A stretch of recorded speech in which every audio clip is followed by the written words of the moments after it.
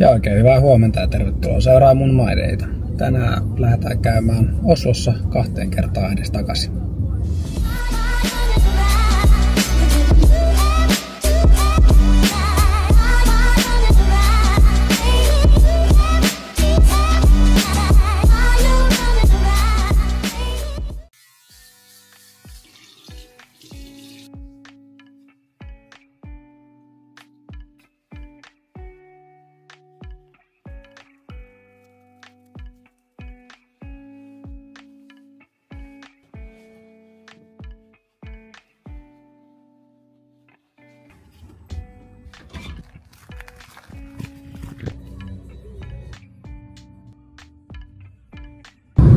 Kello on 6 aamulla ja työvuoro alkaa 6.30.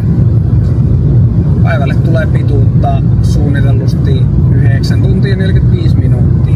Eli tommonen suht pitkä päivä.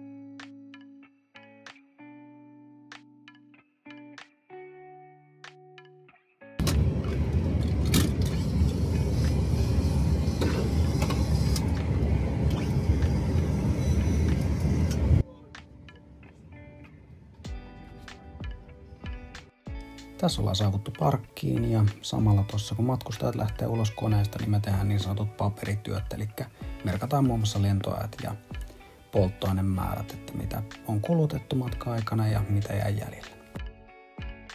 Kello on 9 ja ollaan Oslossa. Ensimmäinen lento takana Kipparineista tänne ja mä lennän sitten takaisin Helsinkiin päin. Sitten vielä sama uusiksi.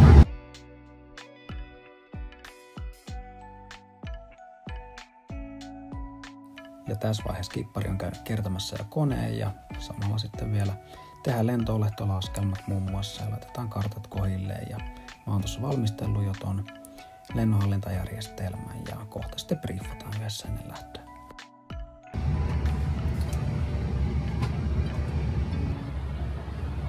Nämä kaikki tämän päivän lennot oli pituudeltaan semmonen tunti, 10 tunti 20 minuuttia, eli vastatuuleen noin 10 minuuttia hitaammin, miten myötätuuleen pääsee.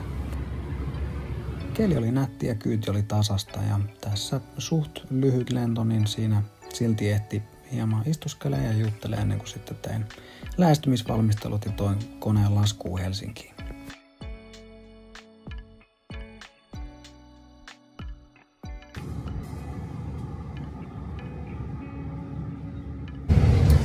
No niin, sateeseen Helsinkiin saavuttu. Ja sitten olisi päivän 3. lento Osloon edelleen. Lentovuorosta sovittiin tosiaan heti aamulla Kipparin kanssa, että hän lentää ensimmäisen 4. lennon ja mä lennän siitä välistä noin 2. ja 3. lennon. Eli tässä mä valmistelen tätä 3. lentoa samalla kuin Kippari kertaa konetta.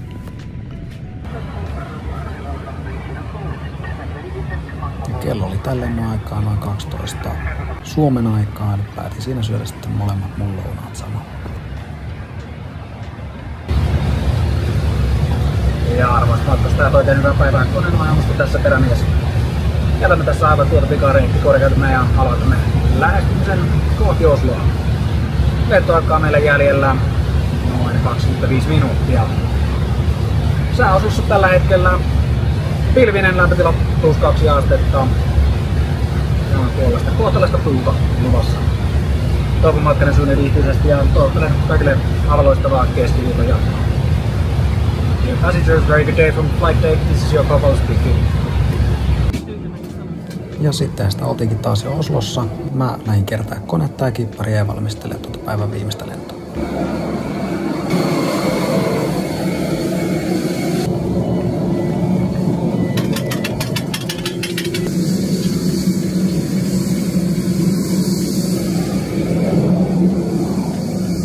No niin, 3 lentoa takana ja viimeinen edessä.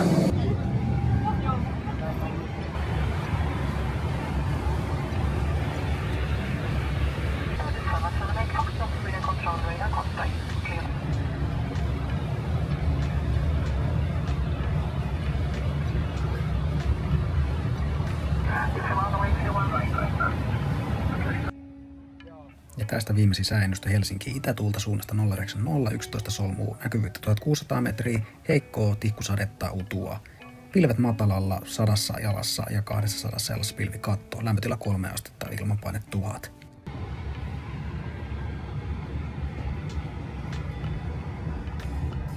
Tässä saavuttu standille, matkustajat lähtenyt bussilla terminaaliin, kone pimeäksi.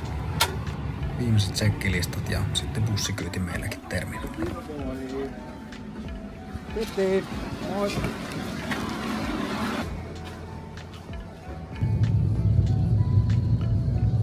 Työpäivästä pulkassa kello on vähän yli 4 ja työpäivälle tuli pituutta 9 tuntia 45 minuuttia.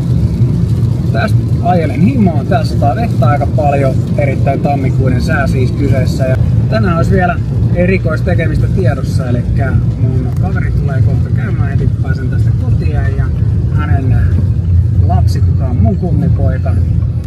Lähdetään ensimmäistä kertaa kattoo lätkää. Tätä mä oon odottanut aika pitkään, että pääsisi kummipojan viemään lätkämatsiin. Ja tänään olisi IFKS Nordicsella.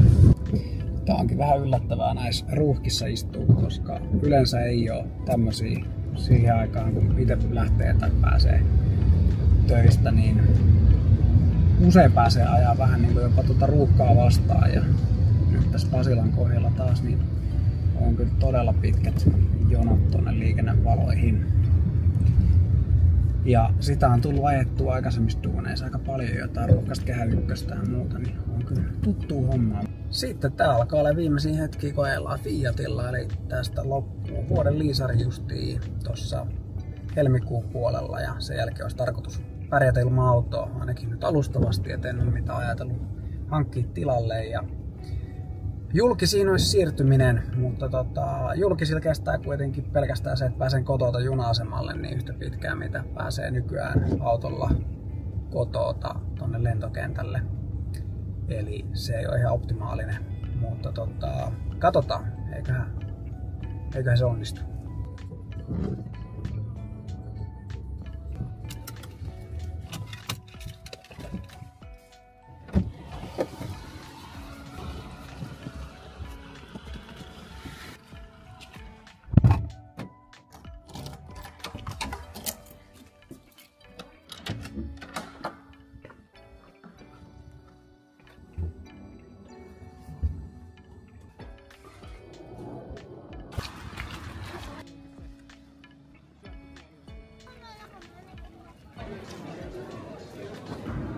Paremmaksi tuleminen sen kiihkeä tavoittelu on aina.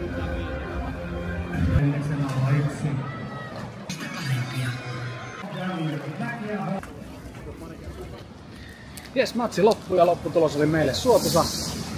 Ja nyt tästä vaan kaupan kautta kotiin ja multa on kyselty tosi paljon vinkkejä, että minkälaisia aineita kannattaa opiskella ja minkälaisia arvosanoja pitäisi saada koulusta, että pääsis lentokouluun mahdollisesti sisään, niin mä voin näihin koittaa vastata jossain kohtaa yleispätevästi, niin jos kiinnostaa, niin pistähän kanava seurantaan ja kiitos kun katselit tänne asti. Nähdään ensi kerralla. Moi!